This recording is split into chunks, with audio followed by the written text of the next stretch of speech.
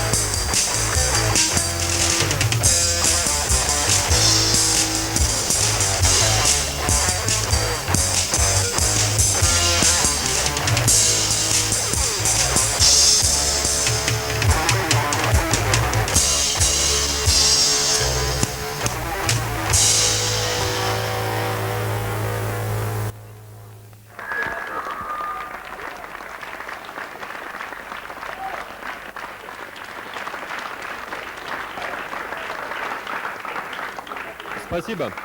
Пожалуйста, представьтесь. Здравствуйте. Сейчас перед вами выступала группа «Музыкальный журнал». Я хочу вам представить, прежде всего, участников этого ансамбля. Это Алексей Нелидов, лидер гитары. Эрик Мустафин, барабанщик. И Азат Коновалов, бас. Спасибо.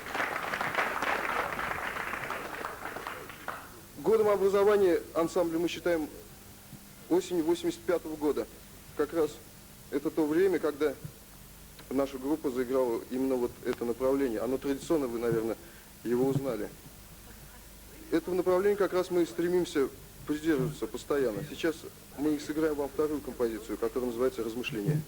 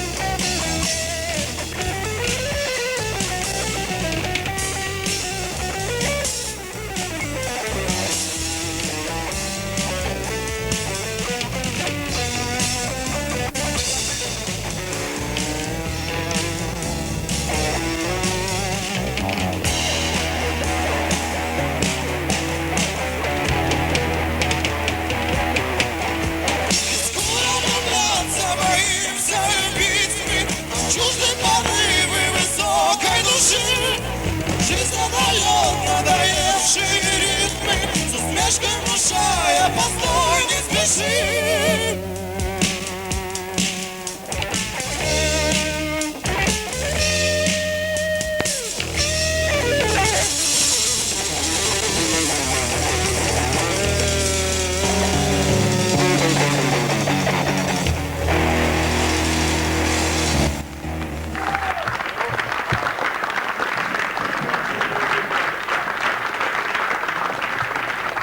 Спасибо. Спасибо. Наша дуэль продолжается. Пожалуйста, вопросы к музыкантам. Так, давно не секрет, что для свердловских рок-групп, значит, свердловские рок-группы сотрудничают, значит, со свердловскими поэтами, да? Вот. А вы пишете песни только на свои тексты или используете еще стихи других поэтов? Если да, то каких? Если нет, то почему? Мы пишем песни на свои собственные тексты. А не находите таких поэтов, хотя бы даже в Казани, которые бы, ну, тематика их текстов совпадала с вашими мыслями? У нас есть солист, еще один. И автор текстов многих наших, это Саша Пучкин, вот он присутствует здесь у нас.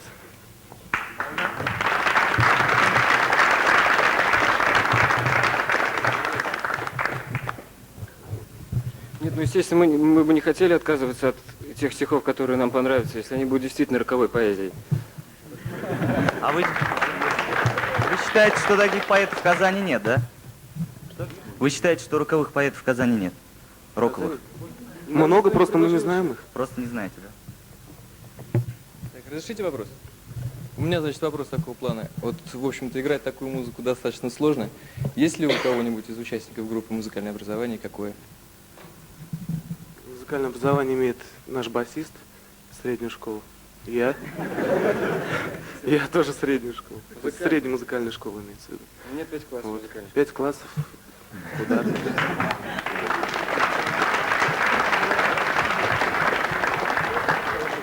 А чем, по-вашему, отличается рок-поэзия от просто поэзии? Дело в том, что основная масса просто поэзии всегда была, это лирика.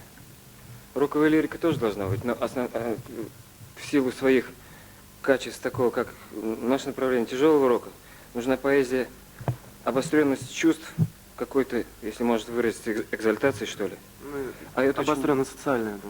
Ну и социальное тоже. Да дело не в этом, даже и просто обыденную жизнь. Но отражает именно, как сказать, очень ярко выраженные чувства, что ли. То есть нет меньше тонов, меньше полутонов каких-то. Это здесь на последнем выдохе, что ли, все это дается. И поэтому автор, если хочет писать для такого рока, он должен примерно так же переживать.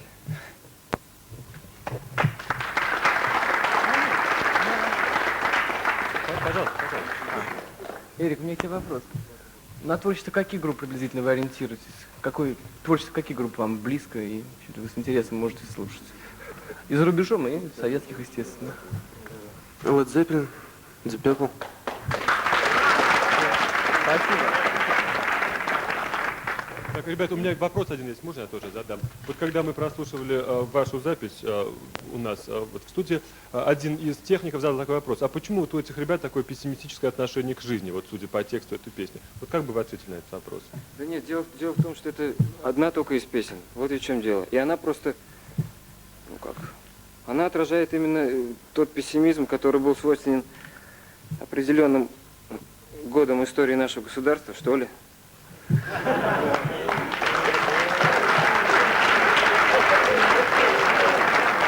Могут быть песни и любые, веселые и так далее. Мы на этом не замыкаемся ни в коем случае. Но опять же здесь дело в наболевших проблемах. В смысле, вот наблюдается такое явление, как, в общем-то, особенно у определенной части молодежи. То есть вырисовывается какой-то безликий серый тип. Вот. Мельчает чувство, мельчает страсть, потребность, материальность зачастую затемняет духовное. Вот. Это нас трогает, поэтому и текст, может быть. Спасибо.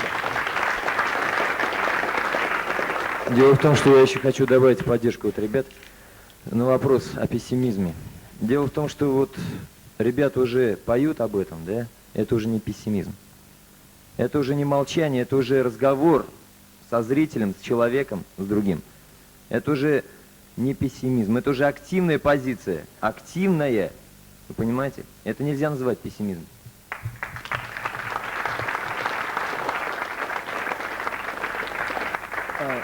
Вопрос, пожалуйста. У меня тоже возник один вопрос. А вот как вам, не страшно втроем выступать? Хватает ли вас, чтобы выразить себя? Ну, скажем, я понимаю, там, Джимми Хендрикс и вот Рио, там, могли, конечно, делать там втроем очень много, ну, там. Но хватает ли вашего образования, умения, навыков, как таланта, В всяком чтобы... случае стараемся, дело не в этом. Может быть, еще не хватает, но мы Нет, в том плане, к тому, что, хватило. ну, вот как богатство звучания, чтобы шире было как-то, знаете, все-таки две гитары и ударная это немножко... Ну, это опять же от стиля ведь идет. Там море гитар. Нет, я понимаю, зачем, ну, вот, скажем... Инструментальный ансамбль. Я просто сравниваю, скажем, предыдущую группу «Акт», скажем, да, и вот вы, например.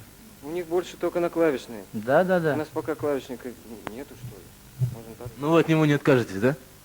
Да, вот В принципе, от него не отказываемся, хотя работать так в каком-то плане интереснее даже. Пробуй. Спасибо. Итак, я думаю, что мы закончим сейчас вторую часть нашей музыкальной дуэли, и я объявляю сейчас короткий тайм-аут.